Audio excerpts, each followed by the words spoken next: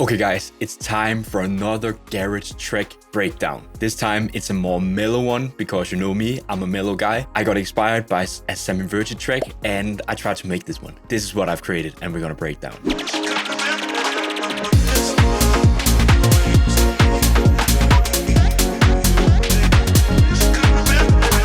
Okay, enough rambling, let's jump straight into the FL Studio project.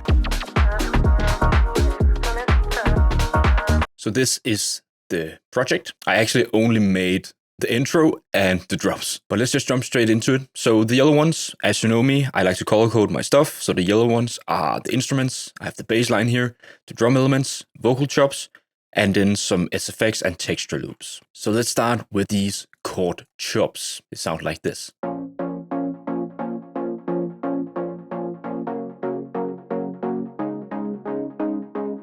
Really mellow, but I just like the feel of it. So the chords that we're using are A sharp minor. We're in the key of A sharp minor. Then I'm using I think this is an F sharp major. And then lastly, we have this C sharp sus2, I think it's called. And then as you can see, the notes are being spread out because I like this to be like, it gives it just a fuller sound in my opinion. And these are the chords. You can just pause the video and copy the chords. I am no music theorist, but this just worked, so I just kept it as is. If we zoom in to the notes, you can see that they are pulled off the grid.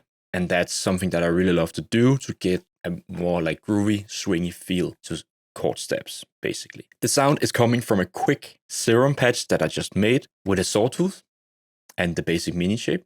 I think this is the default one. And I just added like an MG low pass filter and a little bit of envelope modulation to the filter cutoff. I added a noise oscillator where the envelope 3 is modulating the level to get like a more transient.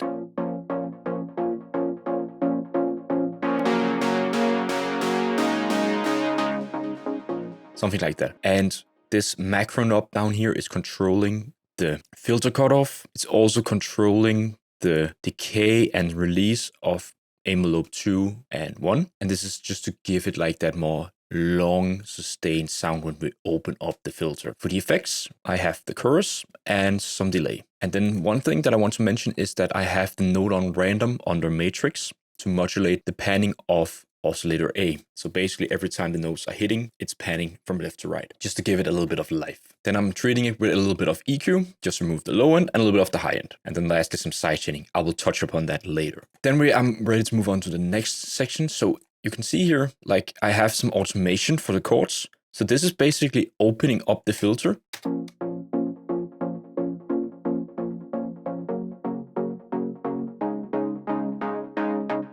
So basically just doing like this slope upwards to open up the filter and then close it down again. And it's a cool effect together with all the other elements. Next, we have this organ thing.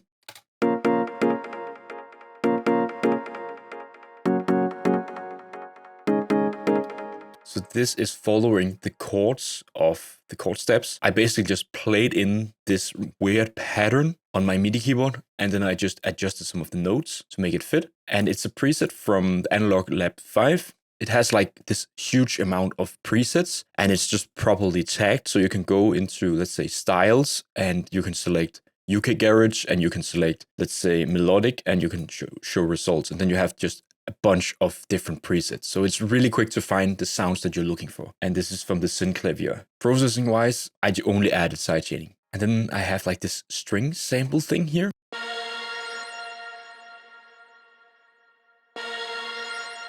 And this is also coming from Analog Labs 5. And it's coming from the CMI. I think this is like an old like analog sampler. It sounds to me like it's like a chord that's just been pitched up and down. And it just has like that really old school analog vibes. There is like some effects on it. There is like a phaser to make it move a little bit. Next, the fruity chorus.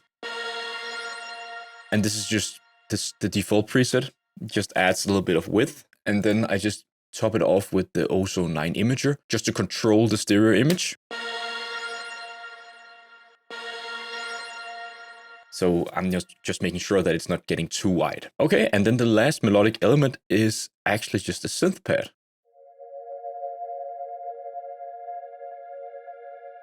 just a long sustained synth pad that almost acts like as a drone, but it just fills up really nicely together with all the other elements. And this is coming from the Korg M1. It's the window sweep preset. And again, I also just go and browse the presets and just listen to what fits together with the other elements, and I just pick and choose. Processing wise, this is the shaper box, just adding some random panning just to make it move a little bit in the stereo field. I love this plugin. So this is actually all of the melodic components.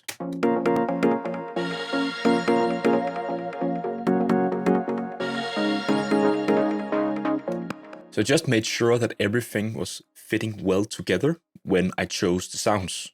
And this is actually something that you should try out instead of just spending a lot of time processing sounds because they actually don't fit the rest of the elements. Just find like a good sound source that fits the other elements and gets the vibe that you want. Because we can get caught up in just tweaking endlessly on the presets, adding processing, adding external plugins and all that stuff. And sometimes it's actually because we have the wrong sound. Okay, so now we're ready to move on to the bass line. So let me just show you the MIDI pattern. This is the MIDI pattern.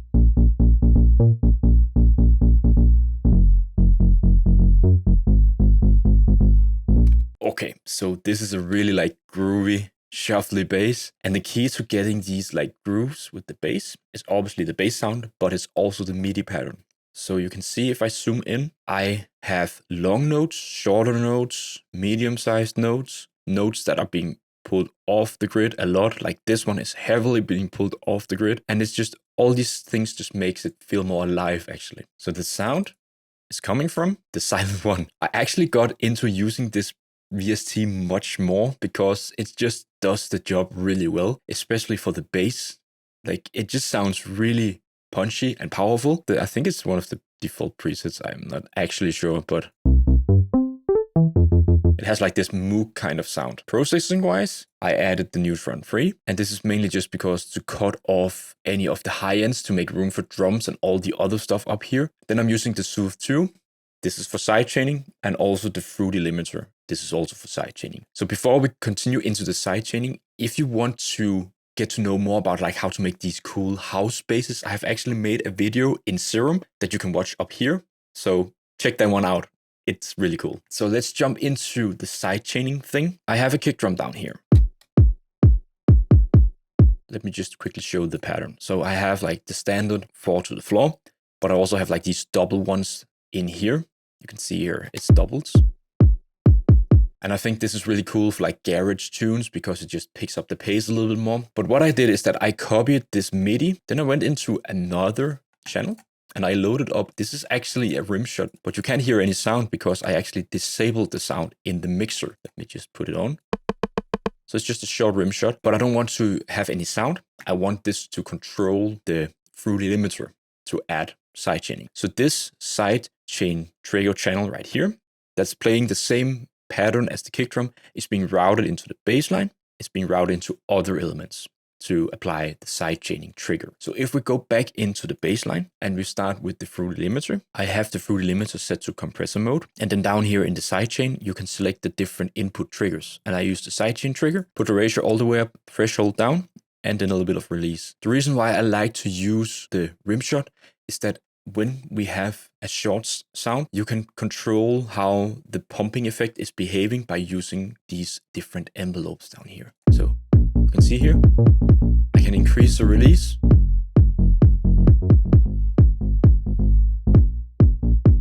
Make it shorter. And that's basically because when you have the kick drum and the bass line, sometimes if you do like too heavy sidechaining, also in the top end of the bass, you lose a little bit of punch because that top end is maybe not conflicting that much with the lower range of the kick drum, the low end. So I'm actually using two ways of sidechaining. So I'm using this Fruity limiter to duck the entire signal a little bit. You can see here really short, but then I'm also using the Soothe 2. I actually also have another video that you can watch up here where I go a little bit more in depth how I use Soothe 2 to basically sidechain the bass to the kick drum. So what I do is that I just go to processing, and in here you have the different sidechaining inputs, and here I'm using the kick drum, and that's because I want to have the kick drum waveform being fed into Soothe, because Soothe is like a frequency suppressor, I think it's called. So it's removing like resonant peaks in the frequency range. And basically what I want to do here is that I want this to listen for the waveform and the frequency range of the kick drum, and then remove it from the low end of the bass line. It's put into sidechain mode, and then if I play,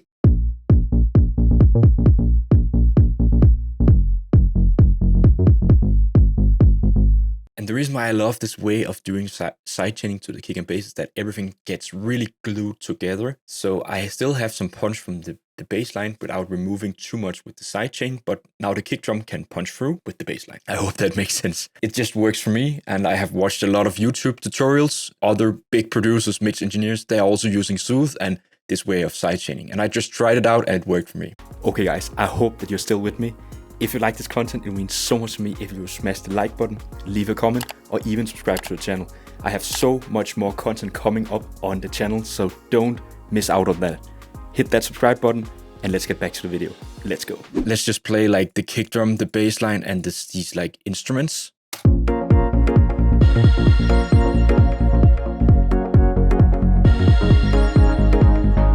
It's already sounding really cool. It has a really cool vibe in my opinion. So let's jump into like all the drum elements. I have the clap. Nothing really fancy. Then it's just being layered with a rim. Just to get a little bit more transient punch. Then I have like some closed hi-hats, and pay attention to the MIDI pattern. Like it's being pulled really off the grid. You can see here. And this is how it gets like this like more shuffly vibe.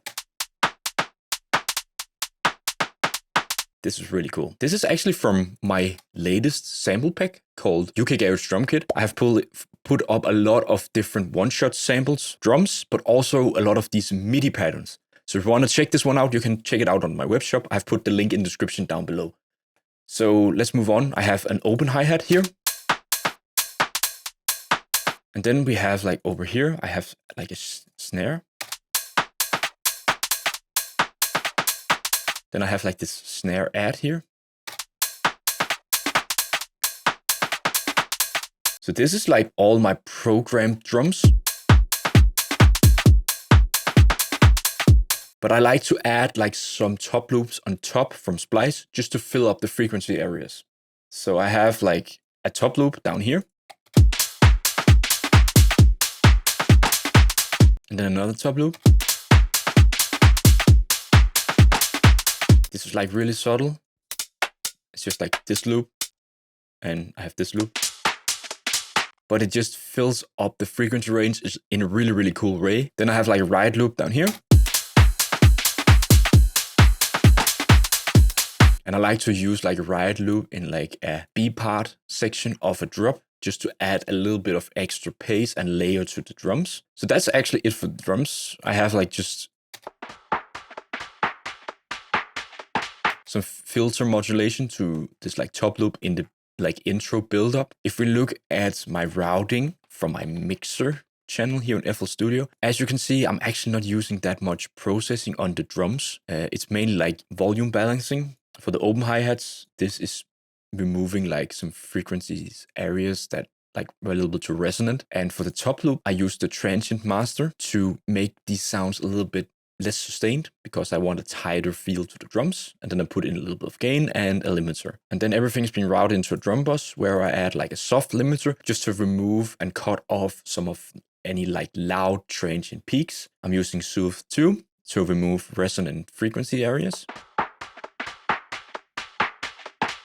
And then I'm using the solid bus compressor just to glue everything together a little bit more. And then I'm using this like tape machine emulation from Waves just to give it a little bit of analog grit, or what you can call it. I'm adding like a lot of saturation to it to crush the drums a little bit more. And then here is the fruity filter cutoff thing just to add a little bit of modulation in the build-up. Now we're ready to jump into the vocal chops. So there is like something to cover here. And this is like what is really cool when you're doing like garage stuff. Just play around with a lot of vocal chops and rearrange them and stuff. This is a vocal sample from Splice. Sounds like this. I can't stop thinking about you and me. And I just pitched it down because this one is not in the key of the track. Put it to the right tempo. And then I actually put it into another mixer channel with a lot of processing. And I went to the playlist and rearranged the vocal. Because when you're taking stuff from Splice, a lot of producers and artists are also using Splice, and I want to creatively mangle the samples a little bit or a lot to get it like to sound more like me instead of pulling in the sample and just using it as is. This is a really cool way because now I have like a unique.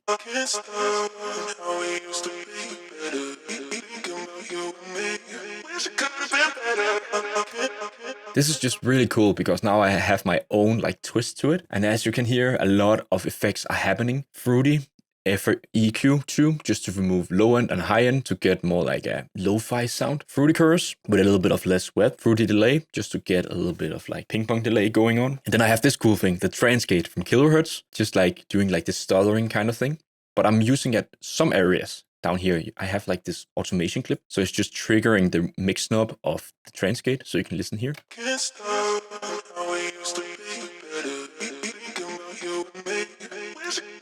It's just adding like a little bit of like that choppy extra movement. And then I think like the last bit is just sidechaining from the Shaperbox plugin. So that's actually almost it for the track. And lastly, I just have effects. Don't sleep on effects because they can really add extra spice to your tracks. I have this nightlife texture here.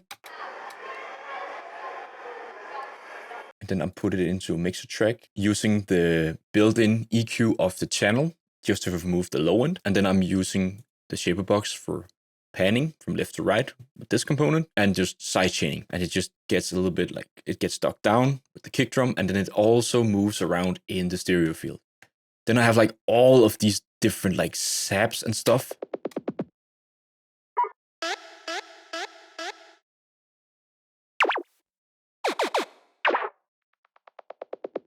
It's just cool because that just adds like an extra rhythmic effect to the track and just layered on top of the drums. I have some chimes here. This one. And like a uplifter riser thing. Also here, crash and downlifters. So basically like a lot of the standard stuff that I like to use. So yeah, that's actually it for this track. It turned out a little bit more mellow, but I just can't help myself because I'm just a mellow melodic guy. But I just get influenced by a lot of different artists, and I got influenced by Sammy Virji, and I just wanted to make this track, and I got so excited. So let's just play it back, and I hope you enjoyed the video.